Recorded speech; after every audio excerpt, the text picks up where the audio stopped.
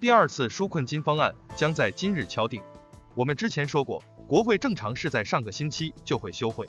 延期1周到12月18日星期五，为的就是能敲定第二次纾困金方案，给美国人过上一个雪中送炭的圣诞节。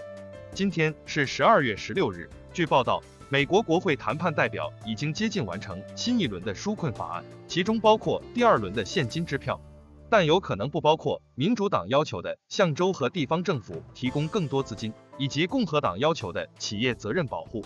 新一轮的纾困法案总额接近9080亿美元。这个法案的基础是多名两党议员于周一公布的一项7480亿美元的措施，并补充了新一轮的现金支票，但是金额还没有敲定，预计是500或者600美金。经过几个月，两党在第二轮分歧，关于第二次救济法案讨论的次数在星期二激增。当天，国会高层民主党和共和党领导人举行了2次会议，希望最终敲定一个合理的方案。共和党努力控制救援方案的资金，力图在州和地方政府的斗争中占上风，跟限制失业救济金的成本。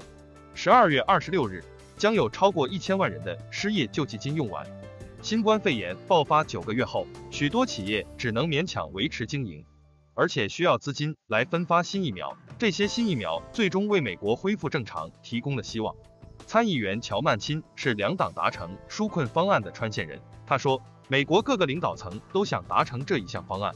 该方案将向大多数美国人提供500至600美元的现金支票，但会拒绝民主党谈判人员长期寻求援助以州和地方政府。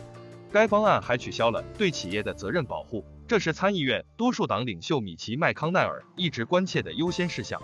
该方案将包括新一轮的经济刺激，还有增加的联邦失业救助金，以及向各州、地方、领土和部落提供援助的其他途径。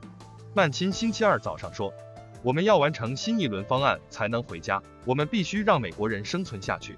蒙大拿州的共和党参议员史蒂夫·戴恩斯透露，这笔交易还将获得大约3000亿美元的薪资保护计划，给小企业用于贷款，跟用于肺炎疫苗分发以及检测，还有用于医院的经济救助。戴恩斯说，我很乐观，我们将在今天就能看到最新9080亿美元纾困方案，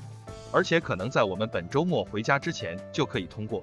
议员们都在努力完成该纾困方案拨款计划，这将成为特朗普总统最后一项重要立法。